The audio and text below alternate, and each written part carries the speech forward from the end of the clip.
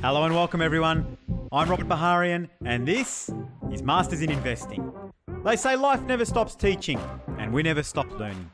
This show is my exploration with investors to both understand and unpack what is going on in markets right now and what this means for business and for investors. Please don't forget to subscribe and leave us an awesome review. Let's get into it. My guest today is Tim Farrelly, principal of Farrelly's Investment Strategy, which is the first independent specialist asset allocation research service for investment advisory firms in Australia and in New Zealand. We talk about lessons from 2020, what is risky and what is not, the role of cash in portfolios, private real estate debt, stocks, bubbles and speculation, and what investors need in order to be able to beat the market. I really enjoyed my conversation with Tim today, and I hope you do too. Tim Farrelly, welcome to Masters in Investing. Hi, Robert. Thanks for having me on board. Really looking forward to this discussion. Excellent. Tim, what I want to do today, if it's okay with you, I want to spend a little bit of time just understanding and getting your point of view of what unfolded during 2020 and what sort of lessons we can take out of that. But probably more interestingly, I want to understand your point of view on most of the major asset classes as we stand today and what the forecast looks like. And I want to spend a little bit of time on each of those major asset classes. And we'll spend a bit of time talking about the current market, valuations, and a whole bunch of other things as well. Mm-hmm. So 2020, Tim, as we all know, probably caught most, if not everybody, off guard. Forgetting even COVID and the pandemic earlier on in the year, even at the back end of the year, the US election, one moment Biden was bad for the markets, the next moment Biden was good for the markets, bad for the market, good for the market. What's your, from in Tim Farrelly's mind, what do you think the main and key takeaways are for investors, money managers and wealth managers as we reflect back on 2020?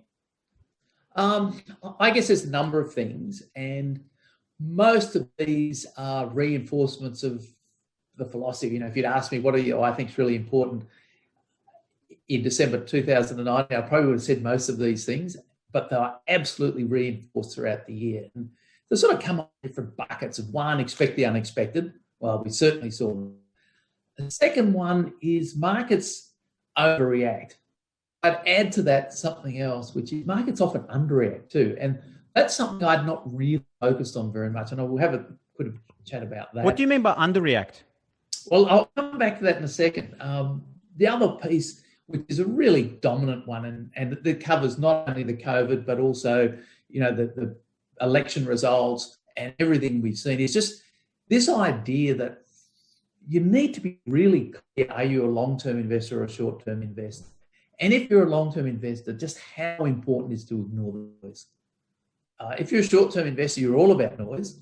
But as a long-term investor, which is certainly the camp I fit into, ignoring the noise is critical. And finally, I think in helping you do that, having an idea of valuations is a tremendous touchstone for longer-term investors, but actually not much at all for short-term investors. So just putting a little bit of flesh around that, expect the unexpected. We always talk about that. But, there's just a classic last year. There was a report, I think, came out of the OECD. They have their annual risk report where they run through the top 50 risks they think of the global economy. Well, I think a pandemic didn't make the top 20. And so you think about that and you go, what does that mean? For me, it means a couple of things. One, we should be prepared for a bolt from the blue at any time. Looking into the crystal ball, you would not have predicted this one. And the second one, which is a sort of other side of that, is if you get too worried about risk, I could say, well, what's the chance of one of those coming true this year? So that's pretty good. What do I do? I'll not be in equity markets. Well, you never actually invest because the OECD come up with that same list every year. So trying to worry about individual risks and saying, well, how would I protect the portfolio? This one, you end up just being invested in cash. So I think thinking too much about specific risks is a real trap. And you're much better off saying, look, at any time, anything can hit us. And the ones that are going to hit us the most are the ones we haven't thought about, because they're the genuine surprises. So that's the definition of risk, right? Yeah, it's the stuff you haven't thought about. So that's part of the unexpected. And I think it's quite liberating when you start saying, look, I don't have to worry about anymore, because I know at some point we're going to get hammered by something that never occurred to me I might be coming there. And the question then becomes, well, how do I prepare for that? And a lot of it is more about making sure that the assets you're invested in aren't going to get wiped by one event, which is basically, diversification, pretty dull. And also understanding that from time to time we will get sizable market downturns. Often we won't predict those in advance, and you just got to be prepared for that. So that's kind of the expect to unexpected, and it's completely reinforced. The underact and overreact one. The market overreaction, we've seen that so many times. We can touch on that. Well, I'll touch that in a minute. But the underact was the one that surprised me. When COVID first started hitting the news in January, February, I had a blog which I regretted for a while, and subsequently I thought was okay, which was basically saying, this is really weird. The market's keeping on going up. At that stage, it was pretty clear that the economic impact of what's happening in China was going to be about 10 times as big as the SARS shutdown. And China had a much bigger footprint in the world. So at that stage, I was thinking, look, the rest of us are going to be okay. SARS and Ebola, they never really got into the developed world. And so, we'll be fine. But the economic impact of China and their slowdown is going to be way bigger than the markets seem to be taking account of. So that was kind of markets underacting. And foolishly, very foolishly, my conclusion was maybe the markets are becoming more sophisticated. Maybe they're starting to say, look, actually, if we look through this, yes, there'll be a downturn short term, but it'll bounce back and everything will be okay. We don't have to worry about it. And it worked that way for a little while, and then the markets overreacted. So when it became clear just how bad it was, the market really overreacted. We obviously all saw that. So we had a case of, you would have thought that the market would move a little earlier than it did. And then when it did move, it moved way further than I think it probably should have done. For example, and we'll come back, I think, later on and talk about inflation.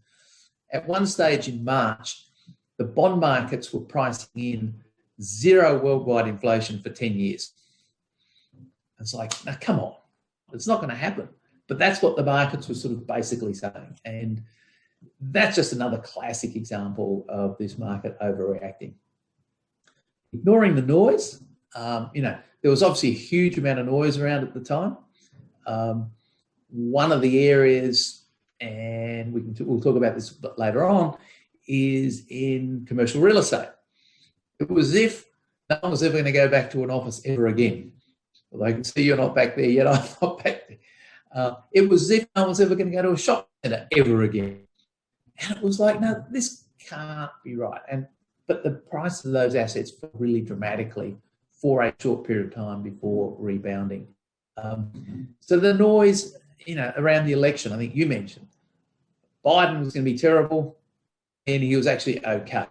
So yes, he's going to increase taxes probably, but equally he's going to have this massive stimulus program. If he couldn't get his stimulus program through, that would be trouble. I mean, the interesting part was there a while there looked like the Senate was going to be in the balance, and maybe the Republicans could keep control of that. And their history has been they just deny Democrats everything. So was a real possibility there at one stage post-election that the stimulus program would be chopped off. The Republicans would see that as a worthwhile price to pay to plunge the country into a major recession in order to get rid of the Democrats. They think no problems with that at all, which seems to be the way they operate. And fortunately, we've avoided that. But even while that was a real possibility, the market seemed to ignore it. So, maybe an underaction. So you can respond as much as you like to this noise, but I think if you had done the rational thing at every point where the news came out, you would have lost a fortune over the last year. But see, that's the challenge, Tim, right? Is we all agree that they are the rules to the game. If you want to play this game, the rules are that there's going to be a whole bunch of noise every single day, and the challenge is trying to block out that noise. But because we are such emotional beings, it's very difficult for investors to be able to isolate what is going on and how we feel about that. Yeah. One of the things that right through March, the bottom of the market on the 23rd of March 2020, I think was the bottom of the market. It was one of the sharpest and steepest declines that we've seen almost ever, certainly in the post-World War II history. And then the way the market roared back, and we're almost 12 months in from then. It's certainly flown by, but there are those pundits and gurus that still don't buy this market recovery. Why do you think the market recovered so quickly? Is it because it completely oversold on the downside and it sort of had to come back as quick? Like, what's your point of view on that? There's a couple of things. One is to your first question about, how do you block out all the noise? I find by far the easiest way of doing it is using an approach to valuation. My approach to valuation is basically says, what sort of returns might I get out of this asset class over the next 10 years? What that enables you to do is... And why do you choose 10 years? Why isn't it 12 or 5? It turns out completely random. I got onto this approach in about 1999. It was while the tech boom was on. And I found a paper by Jack Bogle, who obviously the creator of Vanguard. Oh, yep. And basically said, here's a way of forecasting the next 10 years. And he said, look, for equities, you've got a dividend yield, which you know. He used historic earnings growth rates. And he said, and I'll use historic price earning ratio. So if your share price is your earnings multiplied by the price earnings ratio, which is how much the market is prepared to pay for $1 of earnings, if you can guess how fast earnings can grow, and in the long term they tend to grow reasonably consistently around 3 or 4% a year, and you can estimate where price earnings ratios will be, you've got a sense of where prices will be, you put the three together and you get a forecasting tool. And the forecasting tool turns out to be really remarkably accurate, certainly way better than looking back at historical returns. And so what it helps us to discipline is you're saying, okay, we've got this crisis now. What does this mean for where earnings will be in 10 years' time? What does this mean for where price earnings ratios will be in 10 years' time? And you had to say, well, this could have an impact on earnings. And what happens in situations like this is companies panic and do large capital raisings near the bottom, which tends to hurt future shareholders, or it means their earnings grow less quickly because they didn't actually need the money. Now there's a lot more shares. Very little of that happened, a little bit, but very little, way less than I'd expected. The other thing is you can have earnings decimated. Now, one key driver of future earnings growth is investment. And so if companies aren't making profits, they don't have the money to reinvest. And so it's that retention of earnings that helps them put up their capital base and make new investments. And so that might have been down a little bit. But you put those two together and the impact in 10 years' time was going to be absolutely trivial. Basically, you could nut it out. Look, I think earnings might be at a stretch 10% lower in 10 years' time than they would have been prior to this happening. You spread it over 10 years, it's 1% a year. So what difference does that make to my returns? 1% a year. Well, markets are now down 30%. Well, that's adding about 3 to 4% a year to your returns. And so on that basis, it's a bargain. But the other part about it that was so useful with using valuations is to say, okay, that's one view, but what if it's a lot worse than that? And I went back to the 30s and said, what happens to earnings in the 30s where they've obviously had a huge shock and they didn't get out of it? Now, part of the reason they didn't get out of it, there was a very big government response. And so they were tightening things up in order to protect the US economy from the gold standard derailing instead of reducing interest rates. They just did everything wrong. So this time around, part of the thing was saying, okay, if they do everything wrong, what might that look like? And I had as a base assumption, it looks a lot like the economic downturn of the 30s. Even on that basis, you were looking at it and saying, I'm still getting better returns than TDs. At the top, TDs were 0.5% or something like that. So you look at it, and I found that saying, I don't care now. Well, I care. My decision will be the same if we get a short, sharp shock, I described it, a quick rebound, or this horrendous thing where the government's really messed up. We will still be better off in equities. Now, the equities return under one scenario was about 9 or 10%. The other scenario was about 3%. So it made a difference, but they were both better than TD. So at that point, it was really clear that I should be fully invested throughout this period.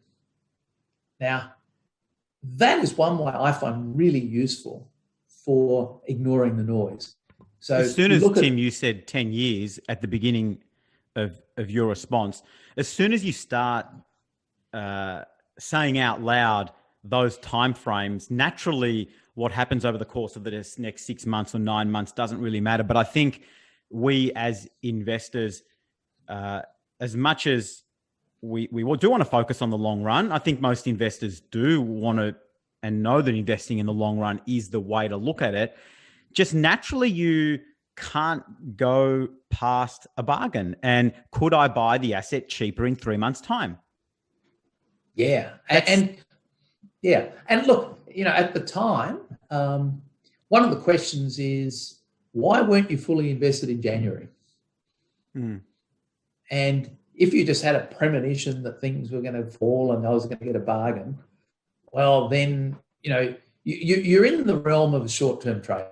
If you were underweight in January, it's because you had an inkling about there was something bad going to happen, probably nothing to do with COVID, something else. And if you've got an inkling and act on that, you are now out of the long-term camp into the short-term camp.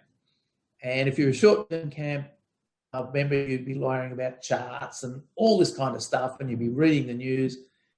And I would argue that unless you're an absolutely exceptional individual, and I'm not talking 1 in 100, I'm talking 1 in 1,000, you will lose money doing that, because that's the way it works. And we've seen it, institutional land, private investment, most people playing this short-term game end up losing money. Tim, how many advisors in the wealth management land and financial advisory land that you... So I've just lost... I can't coming hear through? anything. It's coming through again. Yeah. Sorry about that. How many people in financial advisor or financial planning land that you, in your line of work, and speak to that, talk about long-term, yet their emotions start running as high as their clients, as high as their investors. And all of a sudden, someone that's supposed to act as the steward, someone who's supposed to act as the unemotional third party to help you make these decisions, is all of a sudden running scared into the lifeboats alongside with you. Like, how many of those, is that common? Is it uncommon? Certainly in my conversations, I feel as though it's more common than not. My sense is it's actually not that common, in that most advisors really set up to execute this. And for most advisors, it will take them too long to contact all their clients, sell everything, and then get back. And they just don't have the administrative setup to do it.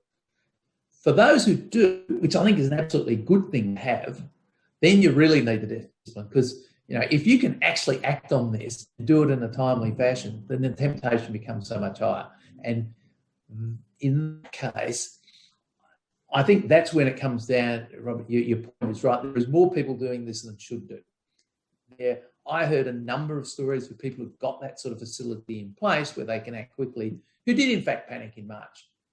And I did a quick calculation the other day that if you're in a typical, say, what they so-called balanced portfolio, about 2/3 in growth assets, if you'd panicked in March and gone to cash, by the end of the year, you would have been, I think, 25% behind as a result of that. Well, 25%, that's massive. And well, you don't need a 25% rise. You need almost 50% rise for you to get back to square one, right? That's right. That's right. So the cost of doing that has been enormous. And what you often see is people who get a couple of decisions right and do quite well as a result of it. And all of a sudden, they're geniuses. And the next one's wrong and they give it all back again. So because the opportunities don't come along that often, it's very easy to confuse good results with genius. And that's one of the things in this I think is really important, is to look very critically, particularly at your own results, and say, you've made an investment decision that worked really well. Why is that? Is it because I'm clever, or did I actually get lucky? I was having a discussion with my son, who went out and bought one of the tech stocks, much against suggestion. I said, look, they're not worth anything. 3 months later, he's up 90%. He goes, Dad, you just don't know anything. And on that particular stock in that area of the market, I would have to agree with him. But he is grounded enough to know, he goes, yeah, I don't know about this. I just had a punt and it's worked out. Yeah, there's many of those names which, if we get a chance, might talk a little bit about. You talk about cash rates. You talk stocks versus cash rates or TDs. My take on it is that cash is so low. It is, and the Reserve Bank and central banks around the world are almost forcing investors to move up that risk spectrum. Can we just talk a little bit about cash and its role in portfolios today? What purpose do they have other than meeting or funding short-term liquidity requirements? Are they actually a diversifier in an environment where rates are so low that any risky asset is being repriced up for precisely that reason? And when you've got central, and certainly the Reserve Bank of Australia, who are saying that we are going to be keeping short-term rates low, at least for the next 3 years.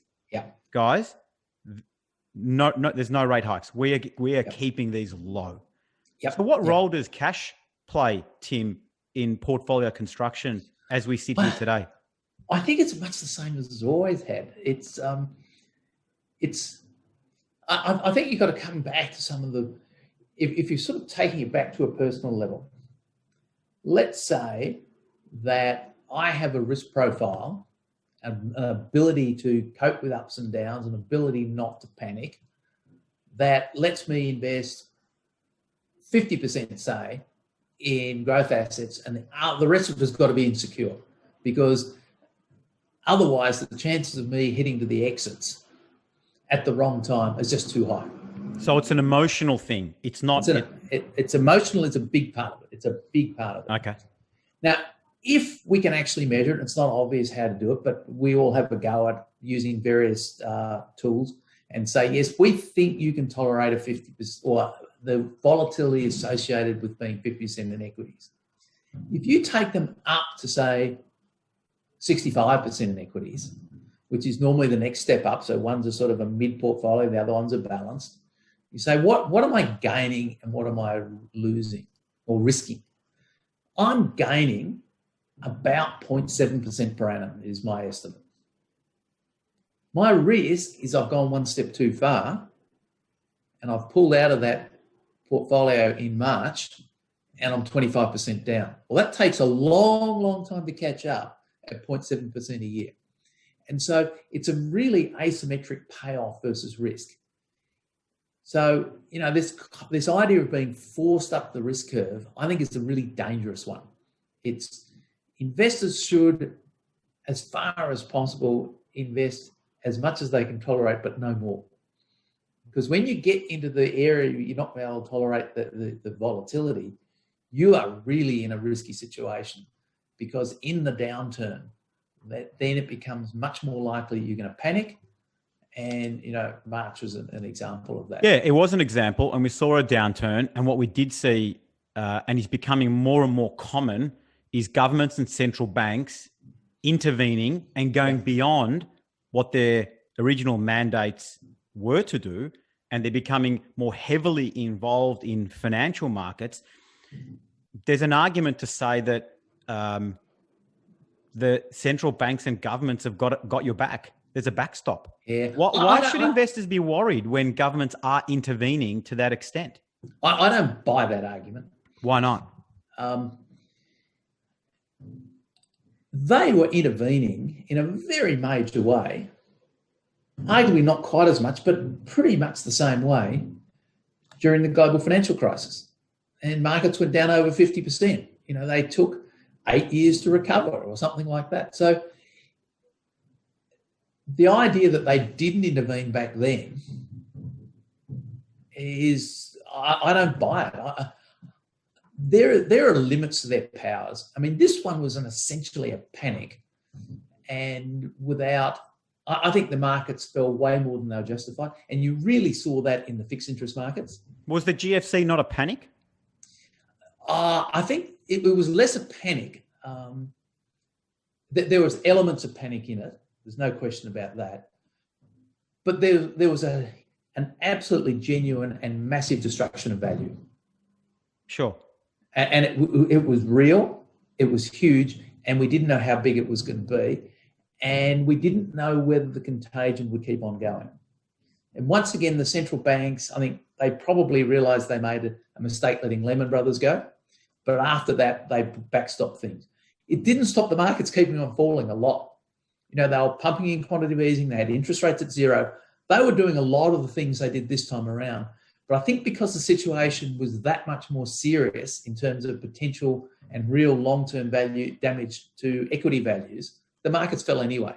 Yeah, you're right. And it wasn't the involvement in the GFC greater than the involvement after the tech wreck. I guess the point that I'm trying to make is that each time we have one of these crises, it seems to me as though authorities are getting more and more involved, acting swifter than they may have did the previous time around. Yeah. So I'm just wondering, how big is this as a risk if you do have these authorities starting to become more and more involved? And it's like this Japanese situation where the Japanese central banks are just buying everything, literally equities, anything and everything they need to buy, they'll buy. And to me, it seems like we are heading down a pretty dangerous path whereby it becomes really difficult to turn back. What's your take on that? Let's go back a few years. I'm going to take you back to 1990, back to Japan. At the time, equities were trading at something like 85 times earnings, just crazy. Property prices have gone through the roof. The market starts to tumble. The economy starts to collapse. The Japanese government does what they can. But ultimately, in a situation like that, even if it would have happened today, I think the central bank could do nothing other than take the edge off it. So the market fell 85%, maybe it only falls 60%. The market the Japanese market still isn't above its levels of 1990. I think if the central banks had done everything they could, they'd still be below that level. And so in the event when something fundamental is happening that is real and big, all central banks can do is round the edges. They can certainly impact sentiment. And so if it's a downturn that's driven by sentiment, they can do a lot about that. If it's a downturn driven by fundamentals, there's not much they can do about that.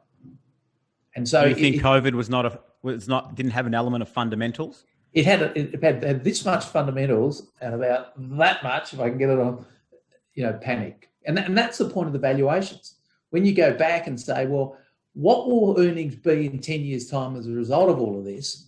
And if you're saying, well, maybe they're down 10 or 20%, you'd probably say, look, I should be taking maybe 10% off prices, maybe 20% off prices, but not 35%. And so, and in the bond markets, a lot of those bond securities were down 35, 40%. Yeah, let's talk about bonds. We've seen a number of investor portfolios where the defensive component of the portfolio is the allocation that's supposed to cushion the blow. And Tim, we have seen portfolios where fixed income allocations are down 28%, 29%, and that's supposed to be the defensive part of the portfolio. You'd like to think that it actually remains flat or goes up during that time. Yes, well, you would like that's that. the theory, right?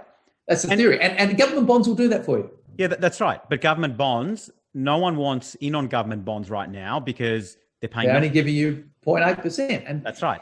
So how do investors manage that fixed income ladder, if you like, where put cash to the side for the moment, you got fixed income, you got banks term deposits. There's no point in even locking your money up into a bank term deposit now because you're not being compensated for it, right? Absolutely. So you got your term deposits, you got your government bonds, you've got your corporate bonds, and so on and so forth, right? You go from the least riskiest to the riskiest.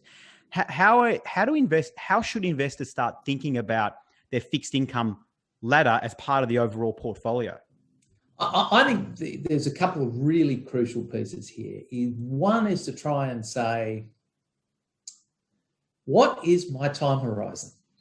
Because if your time horizon is 5 years, you can afford to put up with a lot more volatility as long as you're really comfortable you're going to get your money back. And my favorite security in that area is the bank hybrids. And I'm thinking about the major bank hybrids, none of the other ones. I've done a lot of work on these. I think the chances of one of the big four banks having to convert one of their hybrids anytime in the next 10 years is minuscule. It's real, but it's tiny. The reward you're getting for that is completely outsized. So would I have bank hybrids in my secure portfolio? Absolutely. When they went down 25% in March, did I worry? No, I thought, look, I'm going to need to buy some more of these things because I am 95, 98% confident that I'll get my money back at the end. I don't feel the same way about, one of the minor banks if I was in one of their hybrids, because the chances are they could actually go to the wall. And the reason I'm so confident about that is not because there's anything special about the banks. It's because the government has guaranteed all the retail term deposits of the major banks and the minor banks. But for the government perspective, their exposure is much, much bigger to the major banks. And so APRA's role is to make sure the government never, ever, ever has to pay out on that guarantee. And the way they do that is they monitor the banks very closely. In the event that things were bad happening inside of banks, the calls to the treasurer, you need more capital. In other words, you've got to go to the market and sell equities. And I had a discussion with a treasurer from one of the major banks and said, look, how often does that phone call happen between you and APRA saying, how's it going? Do you need more money? Like, is it once a week, once a month? And this person just laughed at me and said, you're kidding. I said, what do you mean? He says, we've got two people from APRA who sit on our treasury floor who have got 24-hour access to our systems. If we have a loss bigger than $1 million on any loan, they know within about 10 minutes. And when you look at the exposures for the major banks, their biggest ones is residential property. Everybody knows what's happening in the residential property market. So if one of the banks is getting into trouble, people will see it come, APRA will see it coming from 1 million miles away. And they'll be just on the phone, you need more capital, you need more capital. Every time they raise capital, it's bad for equity investors. Same profits, more shares, earnings per share go down, but it's fantastic for hybrid investors because there's more buffer. They don't monitor the other institutions nearly as closely. So, long story, but basically saying, I think we're going to get our money back on those investments, but I have to put up with a 25% downturn from time to time. And it happens when the equity market's going down. So part of the issue is, do I care? And if I'm seeing an overall portfolio value, this thing is making it fall further, which is, to my earlier comments about risk tolerance, making life more difficult in some respects. But if I can separate these things into two buckets and saying, look, I know this bucket's down, but I don't care because I'm really comfortable it's going to come back. On the other hand, my equities bucket, when it goes down 25% or 30% or 50%, maybe it's not coming back. Maybe it's like Japan. And so, how do I put together my portfolios? I think you've got one or two choices. One, you can say, I want something that's going to be stable at all times and give me absolutely terrible returns. Or I'm prepared to take a longer term view. I'm prepared to have to work a little bit harder in terms of understanding what I'm in. Is this thing really secure? In the long term, I'm thinking 5 years or so. And if it is, I'm prepared to put that in a bucket and largely ignore the volatility. So if that's your point of view on the on the hybrid defensive side of the things, and the question you're asking yourself is, am I going to get my money back at the end of all of this? Yes. And you've got a 5+ year horizon and you're happy to wear a 25, 30% decline. Why not just buy the equity? Because the equities don't always come back. In 1990, we'll go back to Japan. 20 years later, you're down 90%. You put in $100, it's now worth 10. You never got your money back. And you say, oh, that's Japan. That was kind of weird. Go to the tech boom. I think it was 8 or 9 years after the tech boom. 9 years later, I'm down almost 60% with my US equities because they've recovered from the tech boom and then gone into the GFC. So I'm 9 years and I'm down a lot with no guarantee that I'm getting my money back. And so I view equities as just very different. Equities are fundamentally uncertain what you'll get at the end. Most of the time, the surprises you get with equities are good. But if it's my life savings, how much do I want to bet that I got a bad result out the back? I get the sense from you, Tim, the real question is, am I likely to, or how likely is it that I'm going to get my money back, your capital? That's certainly with the case with fixed interest. And I actually make it a little bit, one more nuance than that. I kind of ask myself, what is the chance I'll do better than government bonds? Now, that's a very easy question to answer when government bonds are sort of like at 1. So what is the chance I'll get 1% or more, or within 1%? If government bonds are at 12, and like in the 80s it was, well, I wouldn't be asking, is it going to get my money back? It's will I get 12% or more? And if I can't get 12% or more, I'll buy the government bond. Well, you didn't even have to go back to the 80s. Like you could just go back to pre-GFC where you were getting 7-8% per annum for a term deposit. But investors were still thinking this in the same way. How do I make more than 8%? Because that's your risk-free rate of return. That is the lower threshold. So whatever that lower threshold is, people just adjust and they'll take the necessary risk in order to achieve a result better than that. I think that's exactly the right way to approach it, incidentally. If government bonds or TDs are at 7, I really ought to be getting something close to 11 from equities to make it worth my while. And I certainly should be getting more than 7. If I'm not getting more than 7, I should be in TDs. And similarly, when TDs are at 1, and if I can get 5 out of my equities, that makes equities okay. It's not, I don't feel like I'm getting rich, but I was never getting rich on equities anyway. It was 5 is good in an environment where it's 1, because that's really, there are still a bunch of people out there who just wish returns were higher, and that's not helping them. The reality is, if you want something totally secure and one that's not going to be volatile, you're basically saying, I'm going to get terrible returns.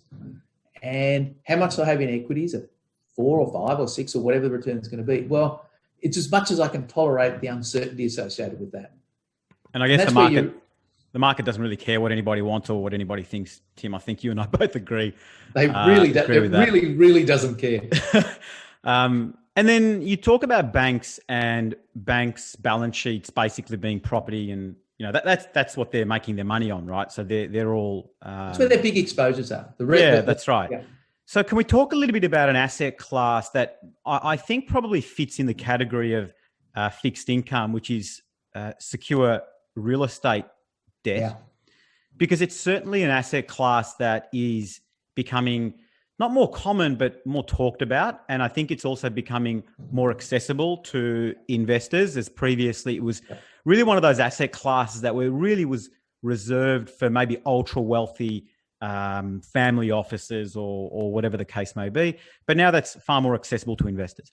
What's your point of view? Maybe if you want to just give the listeners a super high level rundown of what private real estate debt is, and then how that works. And I'm really curious to get your point of view on the asset class and how it fits. How it fits into fixed income, and or whether it's defensive or you disagree it's risky. It might be a combination of both.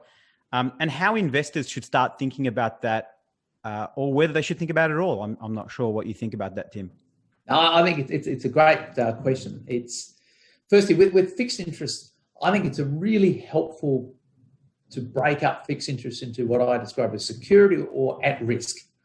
At risk doesn't say it's bad. It just says you may not get your money back on this one because it's taking on, it's investing in types of it's doing lending that's actually not guaranteed to get your money back. And that's some of your. But it's exactly what the banks do, right? Oh, the banks do that, yeah. And getting your money back, I think of that as after taking into account the margins I'm getting. So if I were to lend money to someone and they're paying me back 10% above cash rates that I can borrow at, and I can find 10 of those people, well, if one of them doesn't pay me back, I've broken even. And so that margin is important. And typically the margins you're getting on some of this riskier debt, I believe, is way bigger than the risk of loss, particularly if you diversify. If you're investing in a single risky security, well, chances are you lose everything. But if you can get it spread out over a number of different exposures, my take on it is, well, firstly, at the moment I have equities, and we'll jump ahead, we'll come back more detail about this, giving you somewhere between 4.5%, 5.5% returns on a long-term basis from here. And you see, that doesn't sound like much. No, it doesn't, but it's still 4% better than you're getting out of cash and TDs or more. And that, frankly, is the long-term historical experience, that equities will give you about 4% better than cash and TDs. And so equities are actually priced pretty much in line with the historical experience. It just doesn't feel good. So then you come and look at these other kinds of debt where there's a bunch of offerings on the market. A lot of them are listed. And I'd go further than just real estate debt, saying private debt in general, where it could be less, giving money to companies and they're having it backed by assets or real estate involved. There's a bunch of different ways of doing it. And they tend to be putting out returns before failures of somewhere around about 6%. Well, we take off 1% for failures, and now you seem to be getting an equity-like return out of these things. Now, I would definitely view these as risky debt, but I don't think they're as risky as equities. And so, and how so, and why? For example, let me have a look. Junk bonds.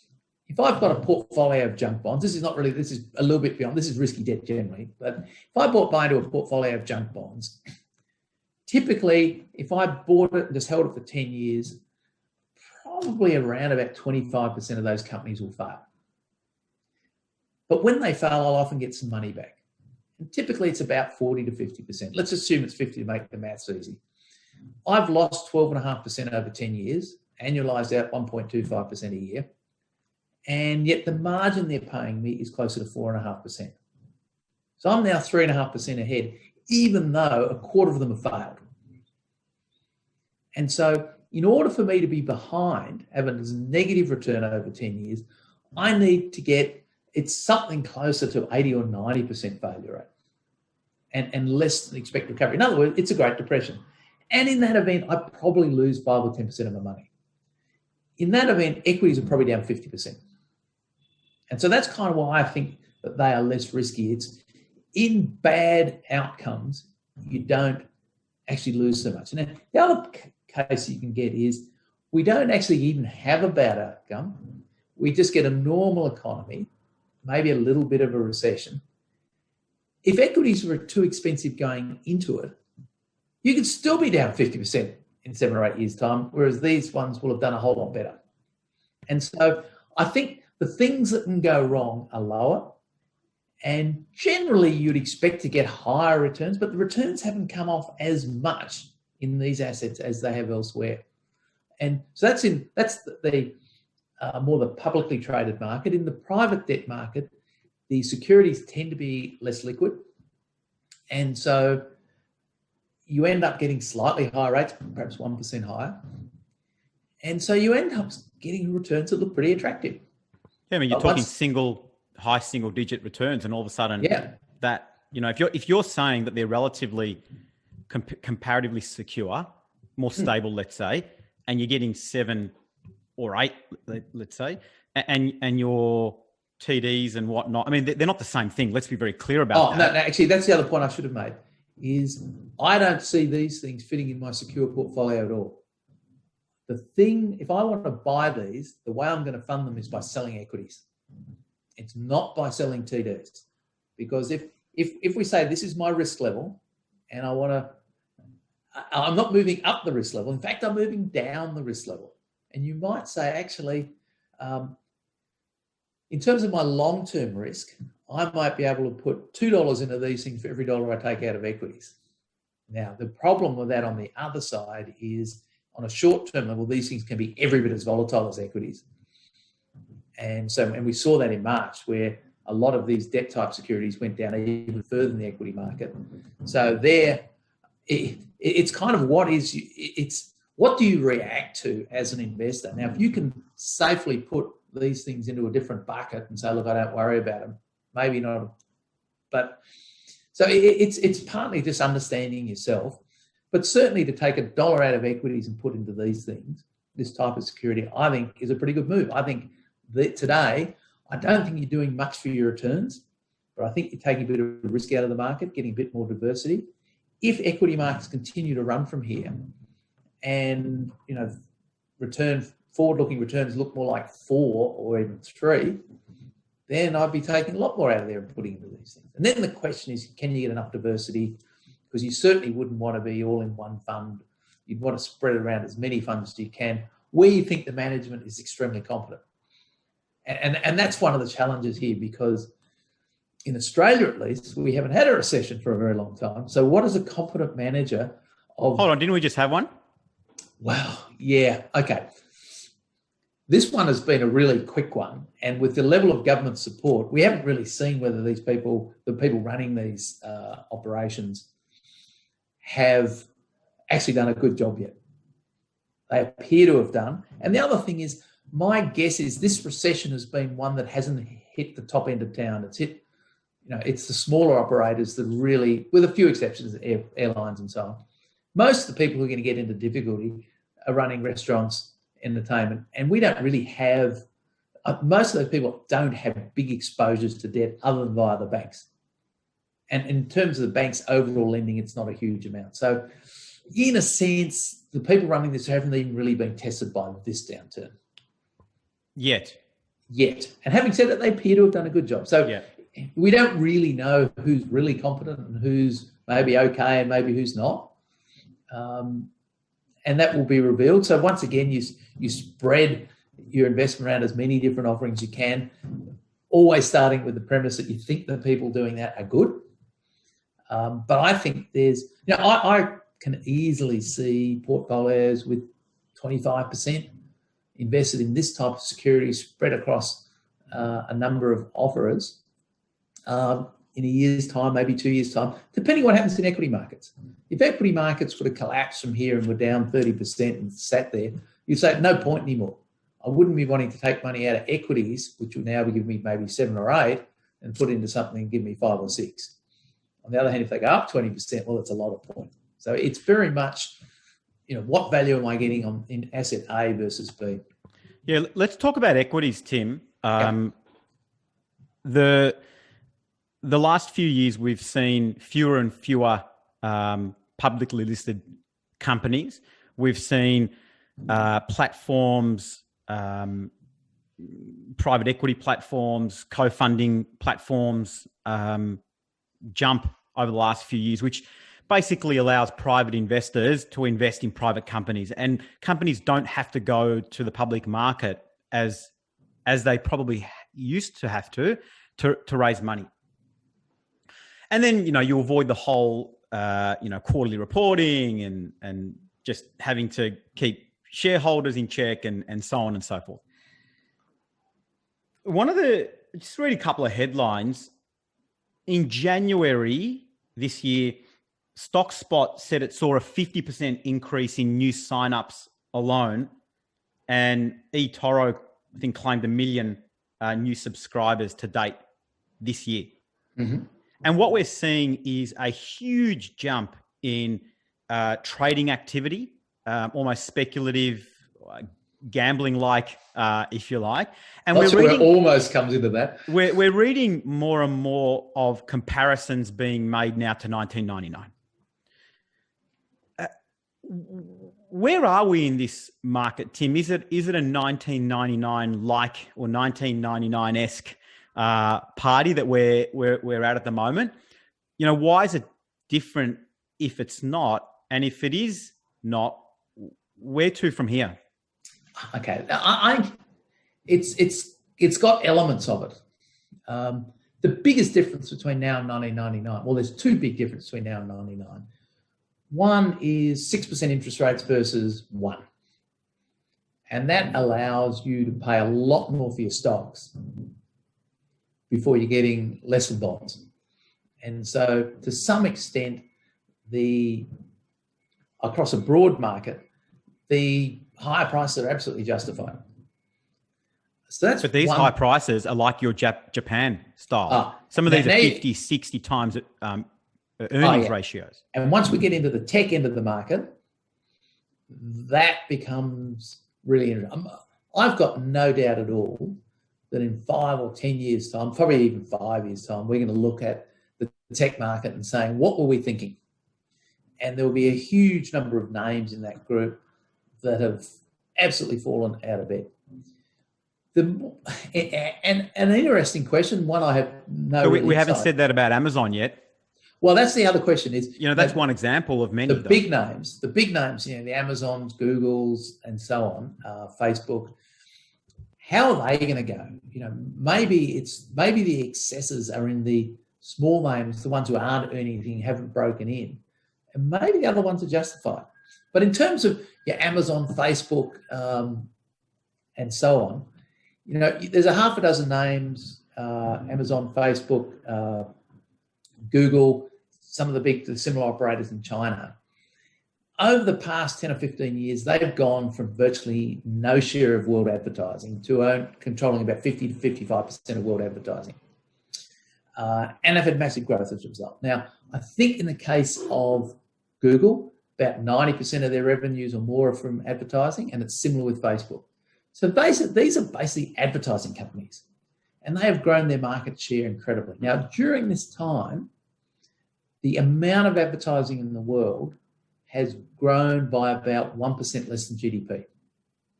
So they're in this sort of gradually declining market, and they're a big part of it because they're making advertising so much more efficient.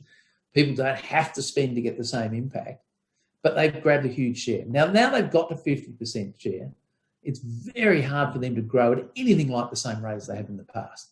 And so the question becomes, okay, if these companies are basically advertising engines, then they're not going to grow anything like they have in the past, and you're probably going to find they're going to be very disappointing. On the other hand, Amazon was an online retailer selling books, and now has moved into a whole lot of other business, and have done a great job moving into other areas. Advertising is a relatively small part of Amazon's revenue. I think it's 20% or something of that nature. But the big deal is this. Those companies have taken over. They have now got to continue to grow. They've got to find new tricks, and that is really hard.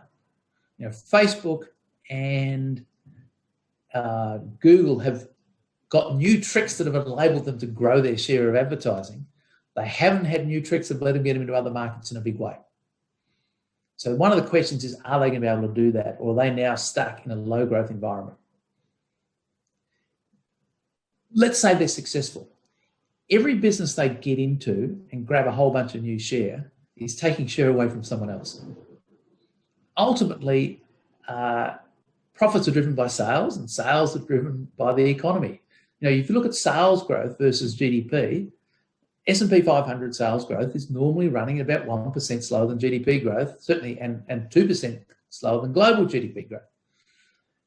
And what that says is, unless you can get GDP growing really fast across the board, S&P companies aren't going to grow their earnings much more quickly than 3 or 4%. And every time one company has a spectacular success, it's taking away from someone else. And so I find it much easier to think of these things globally and say, well, I'm not interested in picking the winners and losers. Too hard, way too hard for me. But if I think about the market as a whole, you go, well, I know if they're going to continue to do well, someone else has got to lose. I have no idea whether they're going to be successful. And if a lot of them are successful, what it means is that they're going to decimate the rest of the market and justify their valuations. But overall, the market will not be good because the money you make on this side, you'll be losing on that side. But how do you make sure that you don't have it on that side and you've got it on this side? Well, that's the age-old question. How do you beat the S&P 500? How do you beat the All Ordinaries Index? And, well, you look at this. What is the success of fund managers in general in beating the market averages in the long term? It happens, but it's not common, and it's not always easy to identify in advance who's going to do it. But we know it's hard because ultimately the institutional investors own most of the market. That means institutional investors pretty much across the board are going to get market returns, less fees and costs. And that means, I don't think it's reasonable to expect more than a third, maybe a quarter of institutional investors to outperform the index in the long term. Those who do can win big. I'm not against active management at all, but just recognise it's hard. If you can beat the index consistently by 1% or 2%, you're a superstar in this business. And if the index is going to give you 2, well, I'm talking the superstars get 4 and everyone else gets 0. And so thinking about the overall market is important. And I certainly wouldn't encourage anyone unless they are really insightful. And, you've got to be smarter than the people at Magellan. You've got to be smarter than the people at Fidelity.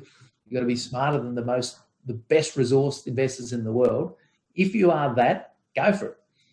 If you're not, it's trying to pick up to which of these managers I think is going to do reasonably well, or do I go for a passive fund? It's an interesting point. You talk about institutional investors. There's a ton of data that comes out not only out of Australia, but also out of the US with the major endowment funds, whether it's Harvard or Yale or wherever it is. And these are, enormous funds with unlimited resources.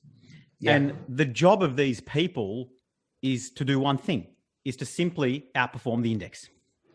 And you look at the data that goes back 1, 3, 5, 10, 15 years. Last time looking at some of these results, there is a minority that have done it. The majority, and I think it's more than 90%, have failed miserably to outperform the very simple, basic S&P 500 index. Yeah, and if you give them a fairer benchmark, which is more like 60% S&P 500, 30% bonds, and bearing in mind, it's a harsh judge. We take the best performing index in the world and say, we haven't beaten that. So if you give them a more of a spread, typically what we find is endowments in the states that have done well tend to be Harvard, Yale, a few of the bigger ones, not so much the smaller ones. They appear to have done it largely through their investments in private equity. The investments they get in private equity are not available to anyone else, or very few. And the way it goes is this, is when you start up your private equity fund, typically you need some seed capital. Harvard, Yale, and say, look, come and knock on our door, particularly if we know you, because you've been working in another private equity fund, you've made some good deals, they're not paying you enough money that you're worth, because everyone's in that business is worth a fortune. And so you go and knock on the door. If they know you, they'll say, we'll back you. If you've got Harvard or Yale money, you've only got another 5 or 6 doors to knock on and you're full. And you're close to new money, and that's part of their deal. You can raise this amount of money, we will give you X and no more, please. Otherwise, don't ever bother coming near us again. So they're full and closed off. And they tend to be some of the very best people in those businesses. They've known them for years and they get out there. So outside of that, what do you get? Well, you get the next tier of managers. And they're still often very good. And then there's a tier below that. In private equity, there's this massive spread of results, much greater than the spread you see in equity managers. You know, if an equity manager's the best manager's +3 and the worst is -3, in private equity it's +30, +30 -20. It's huge, and it appears like the biggest, best-known institutions get the best people, and often they're alumni. So, you know, it's this tight circle. So if you put all that to the side, right, like the whole, if private equity's been the allocation that's driven returns and it's not available to everybody else, put that to the side. Then you've got everybody else. So put the institutions aside. Just look at retail, you know, mum and dad investors, or even wealth managers who might have an office of 5, 10, 15. You know, they're trying to do better if their value proposition is we're going to get you a better return than the people that their full-time freaking job is to analyze stocks and try and beat the market. Like what? And I get it. There's this pursuit of, you know, I want to do better, or I'm better than the average driver. It's the concept of self-confidence, right? Or a bias of self-confidence. I just think it's one of those things that, you know, you can think through the things that you and I've talked about today. If you want to play that game of tech, you can get that exposure through a NASDAQ ETF, like beta shares run it. Like I'm sure there's heaps of them. It costs you next to nothing, yet people don't go down that path. Maybe it's not as well known yet, and it's an area of the market that's growing. To me, it does baffle me that people continue to go down the old road and try and get that exposure and try and do the things that just statistically are near impossible. Yeah, I think you touched on a really important thing here is, and I think people don't spend nearly enough time on this, is when you're investing, what is your competitive edge? Because the person you're competing against is not your neighbour. It's not the average stockbroker. It's not the average financial planner. It is the biggest, best resource people in the world. And you've got to be asking yourself the question, what can I do that they can't do? And if I can't do it, is there a way I can tap into these people and identify who are the biggest or the best in the world, not the biggest, the best in the world? And can I do that in a way that other people can't do? And it's really hard. And I come back to, this is back to the valuation piece, because one of the problems with using valuations as a methodology to invest, it gives you very clear guidelines when things are very overpriced or are underpriced. It tells you next to nothing about when that's going to come to pass. So, you know, I pick up back to Japan. A lot of my examples have Japan in them. In 1983, using my valuation methodology, Japan looked expensive. It then went up for 6 years and went up massively. It was up 20% 1 year, 30%, 20%, 30%, and so on. So if you were out of that market, you are underperforming if your comparison, as you pointed out, is against my peers. And if you're in a market where basically your clients or the people making decisions or recommending are financial planners, investment consultants, and so on, you're going to get fired. And so you never get to see this thing come true. But it does. A great example of this is, once again, using these sort of processes, Australian equity markets started looking expensive in about 1985. Now, this is for the benefit of hindsight, but bond rates were at 12.5% back then. So, it was a very high hurdle to get over. And under any reasonable forecasting approach, you couldn't get much more out of Aussie equities than 5 or 6. Well, 5 or 6 today looks good, but when bonds are at 12, not nearly so good.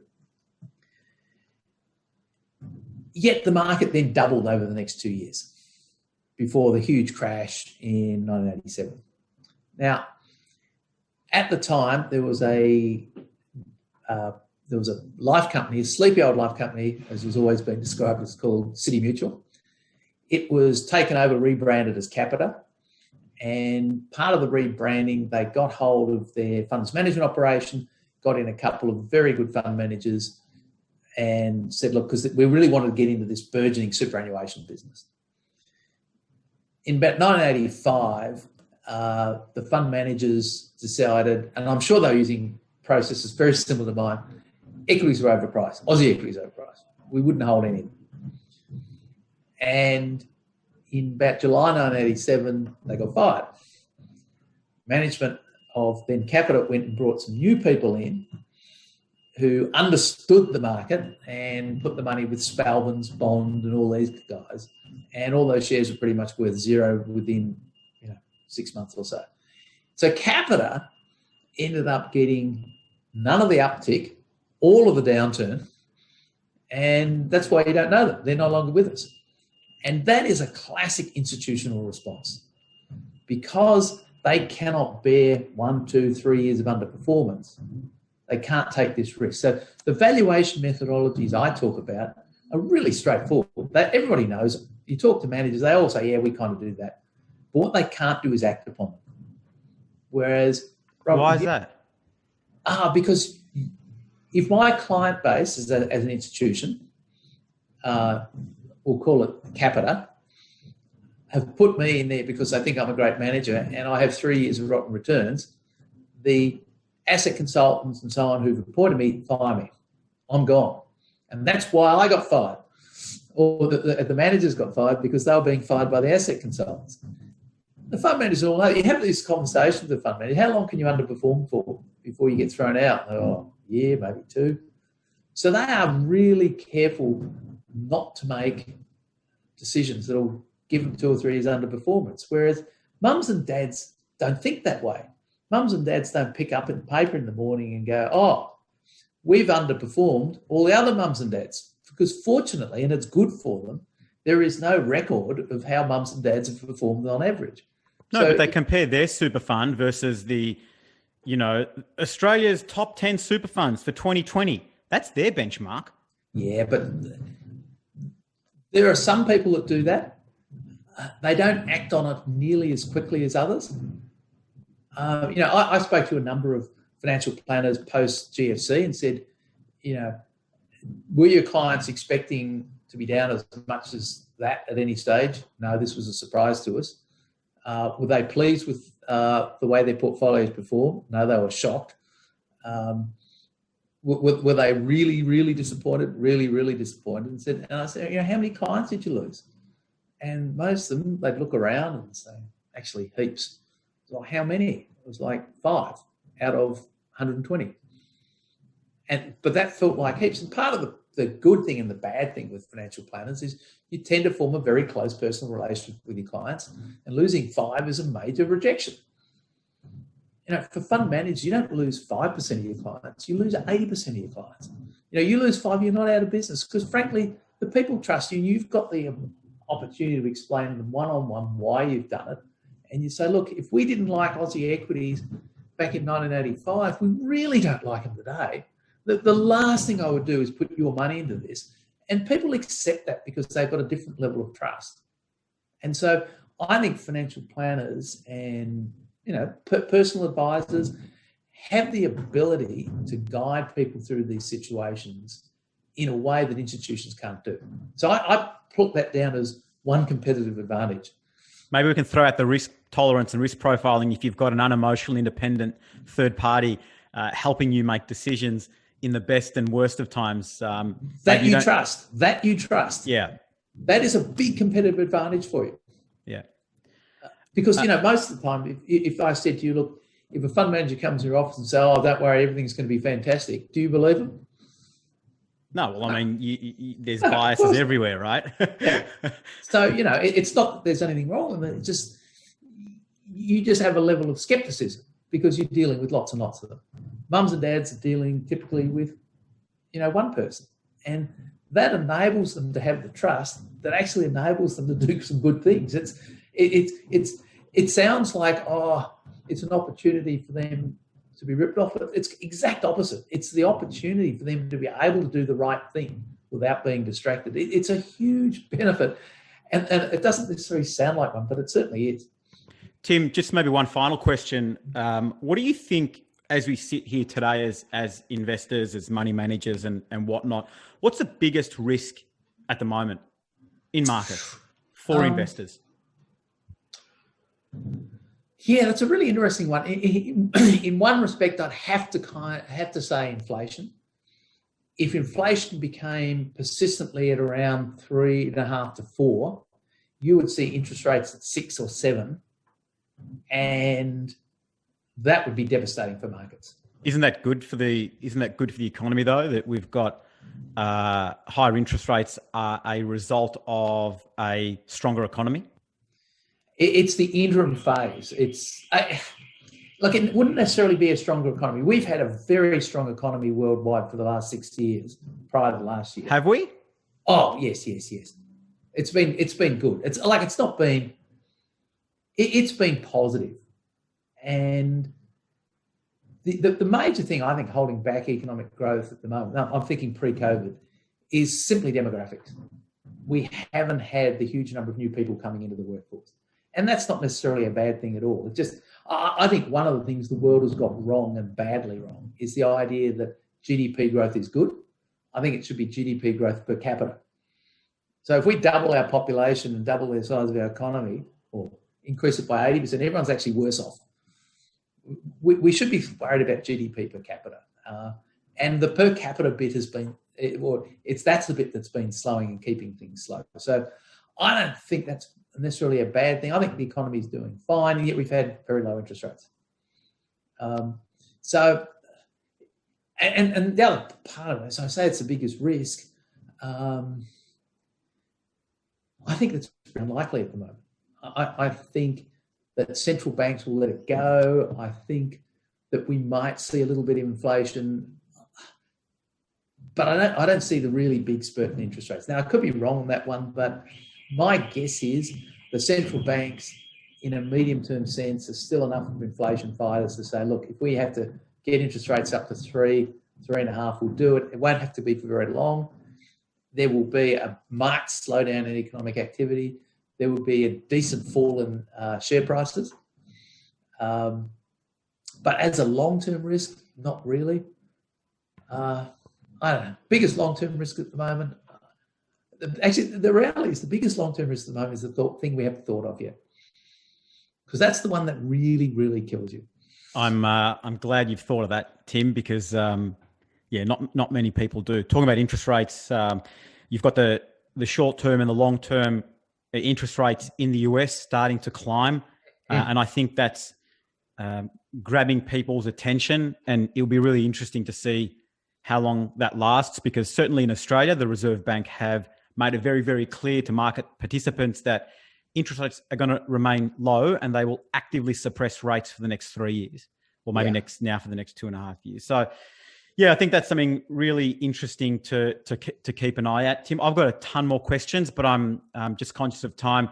We might wrap up now. Tim Farrelly, thanks for joining me today. I think a lot of what we've talked about does go back to one's individual situation, their ability to absorb risk, both from a psychological perspective and maybe from a tolerance perspective around or financial capacity, if we want to refer to it that way, whether one can absorb, has a high capacity or low capacity.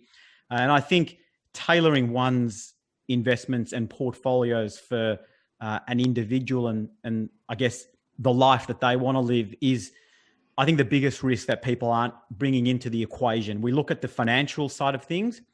We spend a lot of time doing that, but seldom do we then bolt on, Tim Farrelly's personal life, and how do we make sure your balance sheet decisions are in sync with your life decisions? So I think that's the biggest risk that we don't spend too much time looking at. People get very excited about cryptocurrency, something I'm really interested in. One thing we didn't get to talk about was the likes of Tesla and the other stocks that are going absolutely gangbusters at the moment. But I think there probably is an element of more fear of missing out. I think that we can bring that acronym back. Maybe you heard it first on this podcast, FOMO coming back for 2021. That's my prediction for the year. But look, Tim, I'd love to pick up this conversation another time. But for the moment, thanks for joining me. Hope to see you again. Been a pleasure, Robert. Thanks, Tim. Thanks a lot. Bye.